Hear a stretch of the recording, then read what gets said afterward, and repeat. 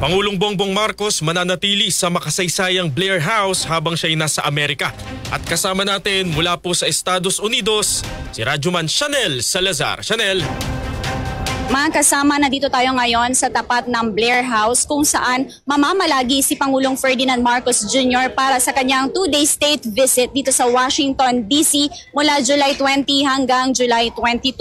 Ang Blair House ay isang itinuturing bilang world's most exclusive guest house dahil dito tumutuloy ang mga foreign leaders at dignitaries na bumibisita sa Estados Unidos. Ayon kay Philippine Ambassador to the U.S. Jose Manuel Romualdez, simboliko at makasaysayan ang pananatili ni Pangulong Marcos sa Blair House dahil ginagawa lamang ito kapag mataas ang antas ng pagpapahalaga sa isang bisita.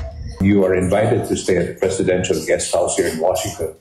That means something, that you're obviously given importance by your host, and staying there is important. And I've told President Marcos that it would be wonderful for him to stay there because when his parents were invited here by President Reagan, they stayed at the Blair House. It's quite significant and historical because now it's President Marcos Jr.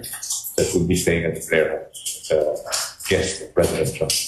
Bukod sa pamilya Marcos, ilan sa mga Filipino leaders na pinatuloy sa Blair House ay sina dating Pangulong Corazon Aquino at Gloria Macapagal Arroyo. Kabilang din sa mga prominenteng world leaders na tumuloy dito ay sina dating UK Prime Minister Winston Churchill, Queen Elizabeth II ng United Kingdom at South African President Nelson Mandela.